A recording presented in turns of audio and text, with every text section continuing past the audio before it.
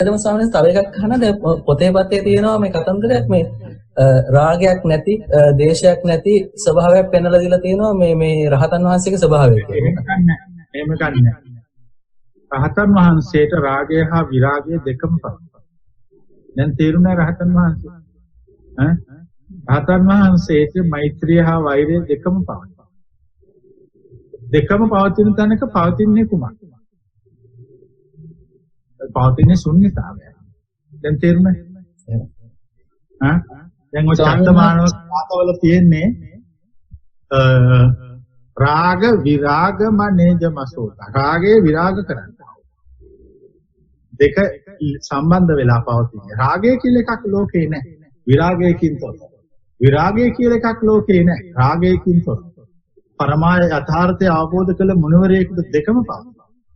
මොකද ඒ උතුමාට කිසිවක් නැති නිසා. දැන් තේරුණා? එහෙම. ඔබ වහන්සේ කිසිවක් නැතිවම තියෙනවා. නැත්නම් වැරදි ඔය පොත්වල තියෙන කතාවල් වැරදි. දැන් අපි අරහන් ගුණය ගැන බුදුහාරවන්ගේ විස්තර කරනකොට කියනවා කිසිම මේ රාගයක් නැහැ කියලා. රාගය නැසූ නිසා අරහන් වනසේක. නෑ විරාගයෙන් යුක්ත වන නිසා අරහන් වනසේක. දැන් පැහැදිලිද? දෙකම තියෙනවා. ඔක්කොම දෙකේ ඒවා තියෙනවා. ඉතින් යම් තැනක දෙකක් තියෙනවා. එතන තියෙන්නේ මොකද්ද කියලා කාටවත් කියන්න බෑ. එතන ශූන්‍යයි. මේ විශ්වේවත්. දැන් අපි කිව්වොත් රහත් වෙච්ච කෙනෙක්ගේ හිතේ සිතුවිලි නැහැ කියලා මම පිළිගන්නේ බොරු කතා කියලා. සියලු සිතුවිලි පවතිනවා. සියලු සිතුවිලි ශූන්‍ය වෙලා පවතිනවා. නැත්නම් ඒ රහතන් වහන්සේ ඇවිදින්නේ කොහොමද? එයාට මේ ලෝකේ දැනෙන්නේ කොහොමද? ඒ කිසිමක් නැත්තම් සියල්ල පවතිනවා. සියල්ලෙහි වටිනාකමක් විතරක් නැති. දැන් තේරුණාද? එතකොට මේ දැන් අර මේ වතුර වීදුරේ ගෝනසයි කතාවේදී දැන් ශුන්‍යතාවයටපත් වෙච්ච උත්මේකගෙන් මේ වචනේ අහුවොත් තමයි දැන් ඒ කියන්නේ අපි හැමෝගෙම අපි හිතමුකෝ භාගෙට සම්බෙච්ච අලගියක් කියලා. ඒ කියන්නේ අවබෝධයටපත් වෙච්ච නැති භාගෙට මේ මාර්ගය හරියන්නේ. ඔව්. දැන් මම ඒකට ගේන්නම් තර්කයක්. ඔව්. දැන් ඔයා හරියටම පාරමී පුරලා ඔයා මෙහි තාම ඒ කතාවේ අත්තුම කතාව අහලා යන්න නම් ඔයාට හම්බ වෙන්නේ භාගෙට දෙන්නිච්චලයක් නෙමෙයි. හරි මේක. ඔයා ඒකට සුදුසුකම් සපුරලා නැත්තම් يعني පරිපූර්ණ නැත්නම් අනිවාර්යෙන් තම්බිච්චලයක් නෙමෙයි තම්බන්න තියෙන ලයක් හම්බ. ඒ කියන්නේ ගුරුවරයා ඒ කියන්නේ හරි ගුරුවරයා පර්ෆෙක්ට් වෙන්න ඕනේ. දැන් මම ප්‍රශ්නයක් අහනවා. ගුරුවරයා පර්ෆෙක්ට් කියලා ගෝලයා දැනගන්නේ කොහොමද? අන්නේ. ඒකට තියෙන උත්තරේ එකයි. ගෝලයා සාසන පාරමී පුරලා ඉවර කළා. ගෝලයා පාරමී පුරලා ඉවර වෙච්ච දවසට ගුරුවරයා පර්ෆෙක්ට්. ඒ කියන්නේ ගුරුවරයා ඒක තේරෙන්නේ නැද්ද? ගුරුවරයා හැප්පෙනවා. දැන් හරිද?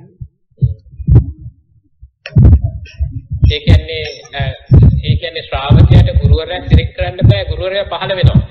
තමන් හරියට හරි. ගුරුවරයා සිලෙක්ට් කරන්න බෑ. සිලෙක්ට් කළොත් වැරදි.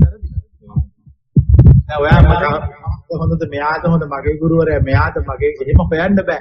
මම කියන්නේ මේ සබදාහම සිලෙක්ට් කරලා දෙනවා කියලා. ඒ කියන්නේ එතකොට සබදාහම සිලෙක්ට් කරලා දෙන්නේ ඒ අවශ්‍ය කෙනාට අවශ්‍ය කෙනා. මුතු කොහොමද සිලෙක්ට් කරන්නේ? අපිට ඊට වඩා එකක් ඒ ගැන කියන්න තේරෙන්නේ. දවසක් අර බුදුහාරෝගෙන් කොසල් රජුට ඇවිල්ලා ඇහුවලු කාටද දන් දෙන්න ඕන කියලා. එතකොට මේ බුදුහාරෝ දීපු උත්තරේ තමයි යත් පසීදති මහරජා තත්ත දාතප්ප. ඔබ යමෙකුට පහදින්නේද පහදින්නට දෙන්න කියලා. කාටද කියලා කිව්වේ නැහැ. දැන් කතාව පැහැදිලිනේ. ඇත්තටම ගුරුවරයා හැමතිස්සෙම ලෑස්ති. ශිෂ්‍යයා තමයි පරිපූර්ණත්වයට පත් වුණාම ගුරුවරයා හමුවන්නේ. එතකන් හමුවන්නේ.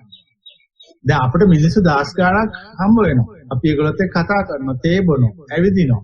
ඒ වුණාට ඒගොල්ලෝ මම ගුරුවරයා නෙමෙයි. තේ බොන්න හම්බෙච්ච එක. දැන් කතාව තේරුණා ඈ? ඒ ගුරුවරයෙක් වෙන්නේ. මොකද එයා ලෑස්ති. ඇත්තටම මම කියන්නේ මේ විශ්වයේ බුදුවරු නහුත ගාණක් ඉන්නේ. ශිෂ්‍ය ලෑස්ති නැහැ. මට තේරෙන්නේ ඒක.